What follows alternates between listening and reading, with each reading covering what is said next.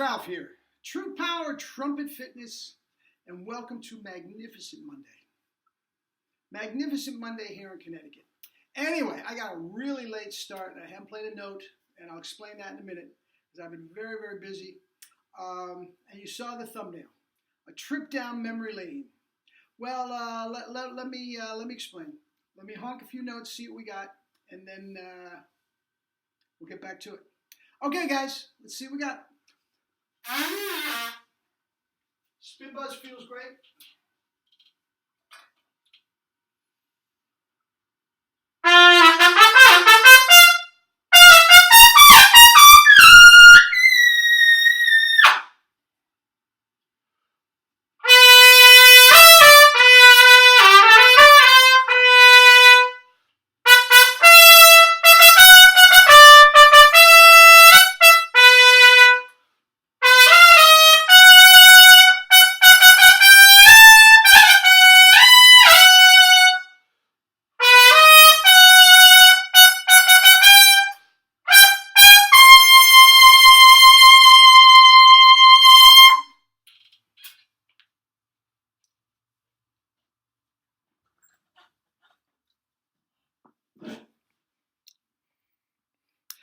The good doctor.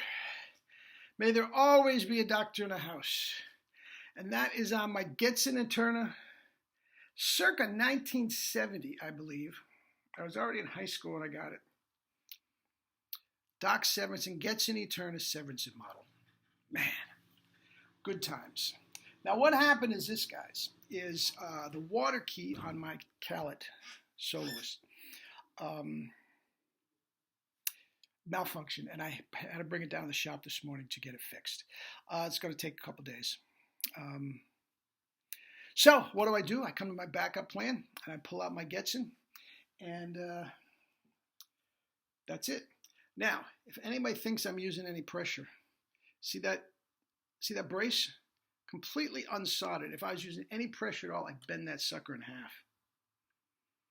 Nothing. So anyway, I've done a couple videos on Doc Severinsen. I'm going to do another one. But I'll tell you what, man. I don't know how old I was. I'm pretty sure I was in middle school.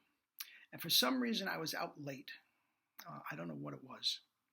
But I come home, and my father's waiting up for me, and he's watching The Tonight Show. Ralph, come here. You got to check this out. And the band in all its glory, and Doc, I don't know what they were playing. It might have been, no, it wasn't Malaguena. It was something else. And that is the, I'll get to that in a second. That was his credenza to Malaguena, but I'll get to that in a second. I'm listening to this. I said, who's this guy? Remember, this is before social media, before DVDs, before videos, before anyone did DVR something. I mean, if you wanted to hear Doc, you just had to stay up late, and hopefully he'd be playing something. He was playing a solo with the band. And I had never heard anything like that before. Hey, Papa. Never heard anything like that before in my life. Who's this guy? Doc? What's his name? DOC? Short for? Well, his father was a doctor, so they called him Little Doc. I was mesmerized. And all I could think about ever since then, I was hooked. Line and sinker. And I had to have, when it came time for a new trumpet, I had to have that Getzen. If you look at the trade magazines, they were putting it all over the place.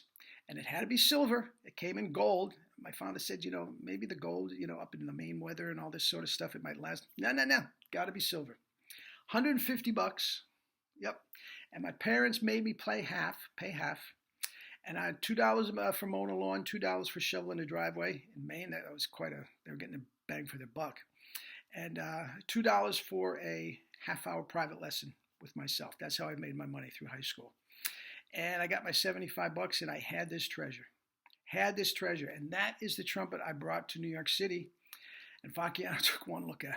Salamone, no, get a Bach. And I got a Bach. And my father wanted to trade that in towards the Bach. No. I'll mow more lawns. I'm not giving this away. And I still have it to this day. As you can see, it still plays a little bit. It's not as focused and whatnot, but It still sounds. Anyway, um, back when I first heard him, I got every album he had, and just begging with my father every night, "Can I stay up? Can I stay up?" Now he wasn't always playing a solo, as you know. Sometimes you watch the whole time, and all you get was a high G that hung over from after the commercial. Um, just begging. That was it. Got every single one of his albums and wore those suckers out. I mean, wore them out. I was the transcribing guy that wrote everything down, but I just noodled around and knew every single solo he had. And again, Malaguena. Um, Back then, anybody my age can back me up on this, everybody's turntable had a different speed. So whether that was Doc's key or not, I don't know. I think our turntable was a little fast. That might be up a half step. I'm not even sure. It doesn't matter. But yeah, he was it. And I'll tell you what, I met him twice.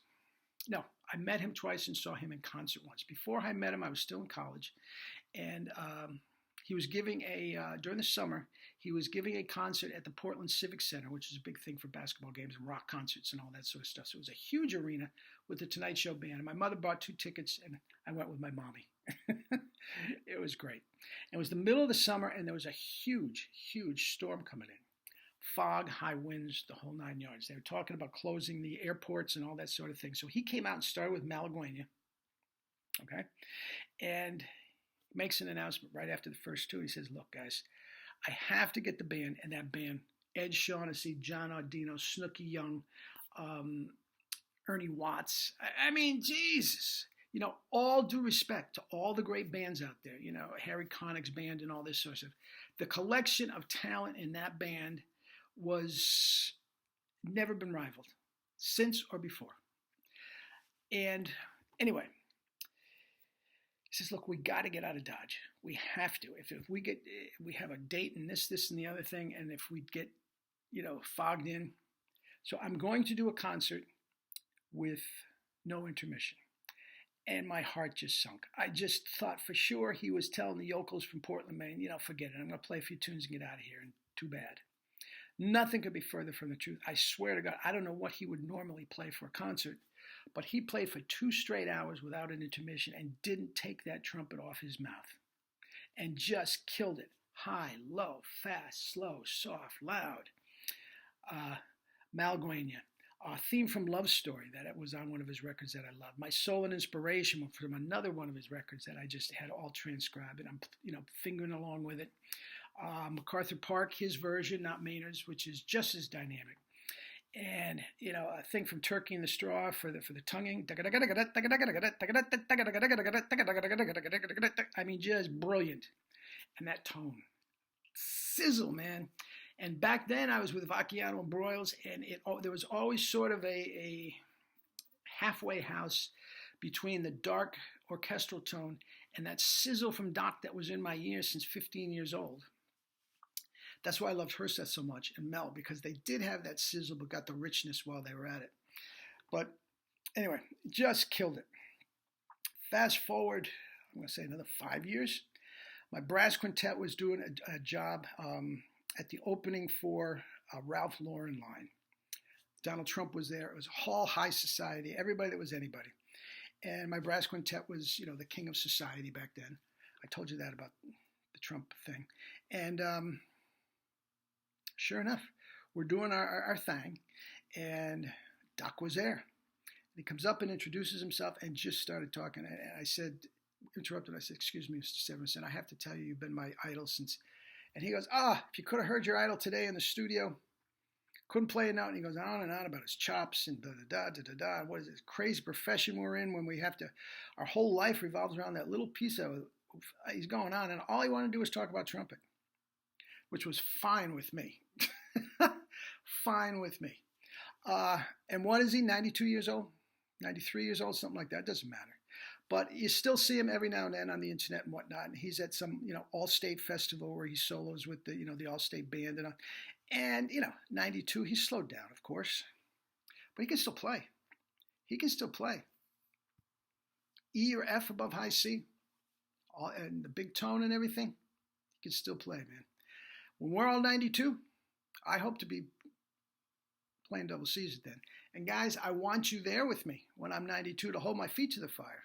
Ralph, that double season slipped a little bit, whatever the case may be. But anyway, Doc, I owe you a debt of gratitude. Doc, Locchiano, Broyles, and Jerry. Yeah, those are the four, the biggest influences in my trumpet life, as well as my father. He was my first student, my first teacher. But even when I was 15, my father started getting me, he was a local band director. He started getting me private students. And so I've been teaching since I was 15 years old. Okay. And even back then, I would say, when the kids weren't practicing, look, if Doc Severinsen can practice 3 hours a day, who the heck are you? And I held that to myself, as I told you many times. I held myself to that standard. Just tired and exhausted and just don't feel like touching the thing. Hey, if Doc can do it, you can do it.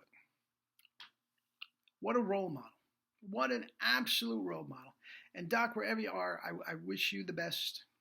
And I wish you the best and double C's and all that good stuff, because you are the man.